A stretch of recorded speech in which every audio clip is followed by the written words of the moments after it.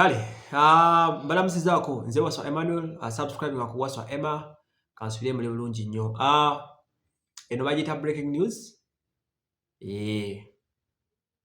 President Museveni yakamala okukyusa ba ministers be just dakika 15 emabega ekiwandiiko kifulumye ku mutimbagano wano ogwa Twitter y'omukulembeze w'eggwanga, era nga mu kiwandiiko kino omukulu Balaam Balugahale kye bayita okulyanga omulimi afuuse minisita we twogerera, era nga amuwadde ekifo kya Minister of State for Gender, Labour and Social Development. Anyway, so kugende ku Beaver Organic wali ku Beaver House wansi ekimanga w'amasengere, ojja kuba ate olaba ekiddako ojja kufuna obujjanjabi bwonna bwetagisa. Kyonna kikuluma genda omwebuzeeko omusawo ajja kujjanjabisa habu n'emmere, genda otegere kye bayita organic treatment bwekola. Kale, Balaam Balugahale bannange tugenda kusoma listi y'abaminisita wala tugimaleyo, naye kasooke twogere ku waffe. Balaam nanyini kampuni za Bintu Group oba Balaam omukulu nanyini Balaam Sound, Balaam Marketing Agency, radio nanyini Radio 4, nanyini Radio 7, ana radio gye bali mukole Masaka oba bagita radio ki gyerabiddemu katono naye nga zonna radio ze Balaam akoze. So Balaam ono kuva ddala alina okubanga abadde alina intention ne kabadde abalaka badde kakulu, kubanga Balaam amaze emyaka ng'ebiri egisembayo nga yeekulubesa ku mutabani w'omukulembeze w'eggwanga, era nga babadde batambula bonna. Balaam ono ndoze mu kubakulembedde mu kupika ekintu kye bayita Muhoozi Project.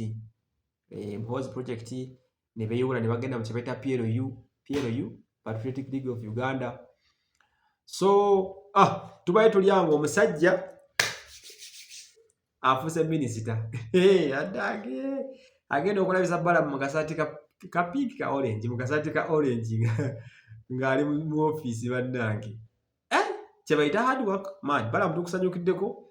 Sajja nga Balaam awo basajja be bayita opportunist, amanya wale ekitambula n'akifata mpaka lwakifunye. Sebo katukusaba engeri gy'ogenda okwasaganyanga ensonga z'abaana n'abavubuka Balaam ekyokola okimanyi. Balaam social media ogimanyi. Balaam okuze naffe abayaaye okitegedde wadde muyaye munnaffe Balaam kati tukusuubira kutuvaamu. Let's hope eno ministry egenda terera Balaam ensonga z'abaana abagenda ebweru ne babonaabona ozimanyi, ensonga z'abaana ababibwako sente zabo ne Kampala ozimanyi, Balaam abaana babonaabona atana mirimu bamanyi. Balaam social media okimanyi ne content creation kwe kuli ssente. Ebizibu byaffe nkusaba obyanirize, obiwe obudde, obiwe ekitiibwa, obiwulize Balaam. We believe Balaam ogenda tukolera. For the first time Museveni alonze omuntu w'emyaka gyaffe, omuyaye munnaffe ategeera disiko, ategeera endongo, akulidde ku street. Balaam, we are warmly waiting for you. Ge mazima. Balaam tukulindidde n'essanyu lingi nnyo. We really waiting for you. So Balaam, here we go. Yanda nekikugerako siina n'ekigo kya bena mbadde kyabagamba Balaam oyo ye tumumaze. Balaam ensonga zaffe zitegedde, sikuzzaako mukono, naye nga tusanyuse nnyo ffe nga abali mu business ya creatives ne music. Of course Pakuwadde department erimu abavubuka, ebizibu byaffe na Balaam tubikwasizza kati. Balaam yali abaladde ekintu kino. So katusome list yonna nga bwetambudde, omukulu mukulembeze gwanga bw'agisomye, baani be bawadde ebifo, ani afunyeewa ye nga tebibikula byo. Okay, Minister owa Finance, Minister of State ku nsonga za Finance, Planning and Economic Development, ebyo bya nsimbi eyo bagikwasizza Henry Musaazi Honorable. Minister of State for Finance Amos Lugoloobi.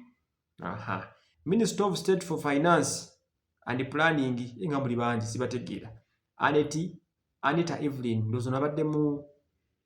Anita Evelyn abadde mu bya investor gye bamuzizza. Minister of State for Finance ebya microfinance obanka obutini obwo Aruna Kyeyune Kasolo bakimwongedde.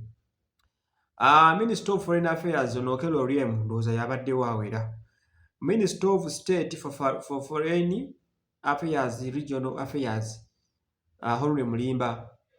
Minister of Gender, Labour and Social Development, ono Peace Mutuzo. Kitegeeza Balaam agenda kubakola ne Peace Mutuzo.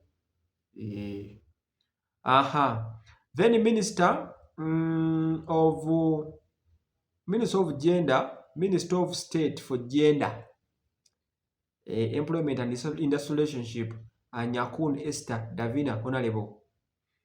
Minister of State for Gender, still onakwasaganya balema disability, Honorable Helen Asamo. Minister of Health, Honorable Bangirana Kaoya. Then Minister of Health kubisooka wansi bya primary Muhanga, Margaret Muhanga. List endaliriwa njagala bamalayo mangu wano. Owa information bajiwadde Kabyanga, Internal Affairs David Muhozi. Then owa Kampala Honorable Kabuye Chofa. Then webyettaka bajiwadde Honorable Muganza Pasisi wali awo. Then owenteekateeka z'ekibuga Obiga Kania. Then owa urban planning still n'ebyemataka Sam Mayanja. Honorable Lusoke local government. N'abasigadde abali mu public sector. So byebyo omukulembeze bw'atyo bwalonze. N'abasigadde Trade Gume Frederick, Martini Mugarra, ono bamwongere tourism and ticketies mu Mugarra. Tukusaba fabali mu tourism oddemu tuwa amatu n'obudde ba content creator. Totufuddeeko omwaka oguwedde ne tukusaba kuno tuwe ebirowoozo. Then byebyo kale mubeere bulungi mweraba.